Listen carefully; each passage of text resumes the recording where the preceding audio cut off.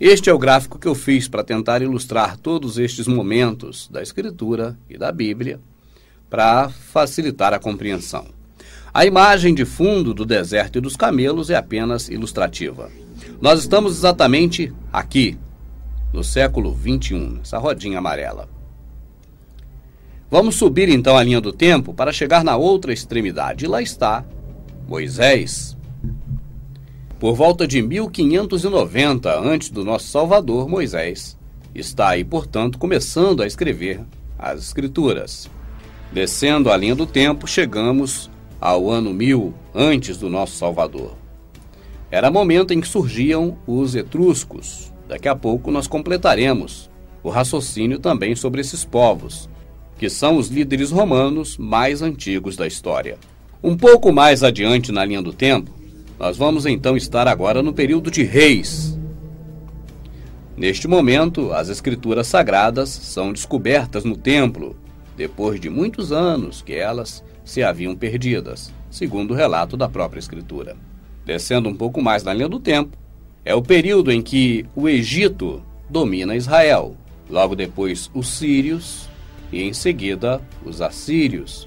E aí, descendo a linha do tempo, estamos agora no período babilônico, em que a Babilônia leva cativo o povo judeu. Neste momento surgem os escribas que faziam cópias das escrituras sagradas. Isso acontece por volta do ano 600 antes do nosso Salvador. Vamos então, seguindo a linha do tempo, e passamos pelo período de domínio dos medo-persas, período de Ester, Esdras, Neemias. E caminhando na linha do tempo, chegamos agora por volta do ano 300 antes do nosso Salvador. É o momento do domínio do Império Grego através de Alexandre o Grande, que aqui está. A nossa linha do tempo do gráfico que eu mesmo preparei, agora ela vai seguir dois destinos. À esquerda, a trajetória da Escritura, Septuaginta, Vulgata, Bíblia Católica e Bíblia Protestante. E descendo, nós vamos passar pelo período do Salvador e também chegar aos dias de hoje. Vamos então agora tomar o rumo da esquerda. Vamos acompanhar a Escritura, que estava sendo levada para a Grécia, mais exatamente para Alexandria. Ali ela seria traduzida de acordo com a história por 72 homens. Neste momento, pega fogo na biblioteca de Alexandria e surge então a época em que os patrícios, os senhores do mundo, que já haviam arruinado com o reino da Grécia, e agora se deslocam, indo para Roma e se juntando aos etruscos para manipulá-los. Até então, os etruscos dominavam Roma, mas não havia uma organização governamental. Nós já falamos sobre isso aqui neste mesmo vídeo. Daí em diante, influenciado pelos senhores do mundo, os patrícios, seria criada a República Romana. Surge aí o período imperial de Roma. Com Júlio César, nasce o Império Político. Nós vamos descer a linha do tempo da esquerda e vamos chegar agora ao período de Diocleciano, também ao período de Constantino, período da criação do cristianismo e período da criação da Vulgata. Essa linha azul que vai seguir para a direita, ela vai nos levar até o período da história em que as escrituras são confiscadas e boa parte queimadas. Mas voltemos para a linha da esquerda. Surge então, após Constantino, o período da Roma Imperial Religiosa. E aí passamos para a criação do catolicismo com os padres, os bispos e os papas. Neste momento, as escrituras sagradas são juntadas em um livro. Esse livro se chama a Bíblia. Ele não tem divisões em capítulos e nem versículos ainda, e por isso o público não pode ainda ter acesso a ele. Fica restrita a Bíblia durante um bom tempo para os líderes da denominação católica. Na linha do tempo, é época agora dos cavaleiros templários criados pelo catolicismo para cuidar do templo em Jerusalém. Sobre os cavaleiros templários, nós vamos fazer muito em breve um DVD explicando detalhadamente quem eram, o que faziam e como terminaram, se é que terminaram. Mas algumas coisas sobre eles já estão no nosso DVD sobre o Natal. Logo após o período dos Cavaleiros Templários, surge o período da Inquisição.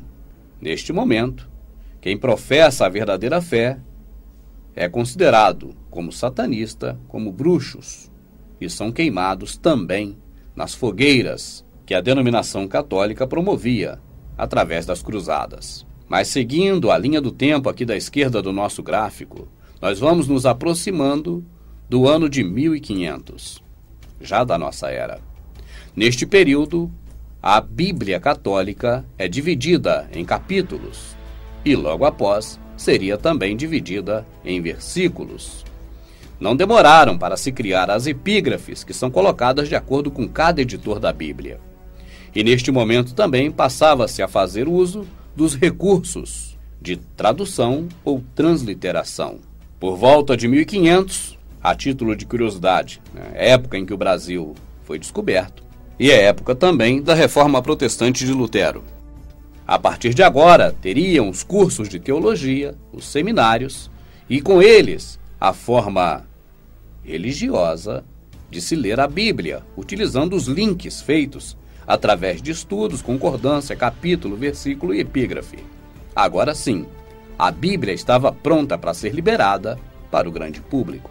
Surge então a Bíblia Protestante, com a Reforma Protestante excluindo alguns livros que constavam na Bíblia original saída da Vulgata, a Bíblia Católica.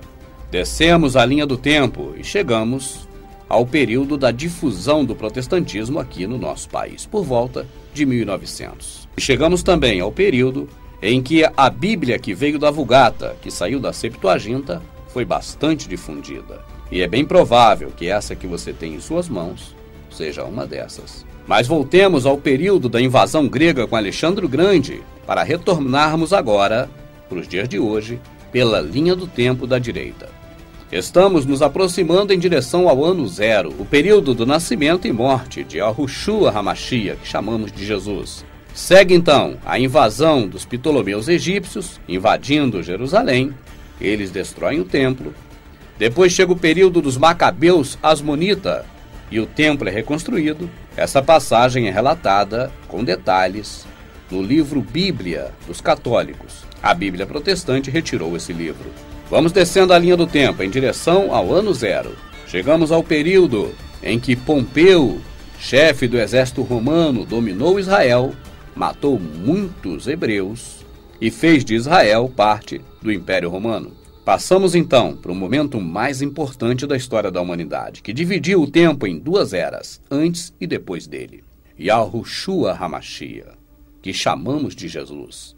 Neste período, as cópias das escrituras feitas pelos escribas estavam bastante difundidas. Cada sinagoga tinha uma cópia dela. Descendo a linha do tempo em direção aos nossos dias, chegamos ao imperador Tito por volta do ano 70, quando invadiu Jerusalém e destruiu o Templo de Salomão. E aí vem o período em que o imperador Adriano invade novamente Jerusalém, dessa vez sob o pretexto de construir um templo para o seu Deus. Acaba massacrando 500.000 de hebreus e expulsando para todas as terras do nosso planeta os que permaneceram vivos. Eles só seriam juntados novamente em 1948. Chega então o período de Diocleciano, em que os livros sagrados são confiscados e boa parte queimados. Daqui para cá, no gráfico que eu mesmo preparei, estão esses pontilhados que indicam um período em que, pelo menos eu, irmão Rubens, não tenho informações do que ocorrera com a escritura original, se ainda restava ou não alguns fragmentos dela ou alguma coisa dela. Como eu, irmão Rubens, que preparei esse estudo, não consegui encontrar, eu deixei aqui pontilhado essas linhas, mas para que você que está assistindo venha pesquisar também e possa também conhecer através das suas pesquisas. Estamos agora por volta de 1600 da nossa era. O rei Tiago, ou King James, agora, segundo a história, buscaria nos originais da Septuaginta fazer a sua tradução da Bíblia para o inglês. Temos informações de que essa tradução nunca foi autorizada. Por outro lado, também temos informações de que ela existe acompanhada de livros apócrifos. Eu, irmão Rubens, que preparei esse estudo, não sei dizer ao certo a você. É bom que você pesquise. Chegamos então agora na década de 40. Os achados do Mar Morto confirmam a escritura. E nesse período também, o povo de Israel retorna à sua pátria. E aí estamos nos dias de hoje.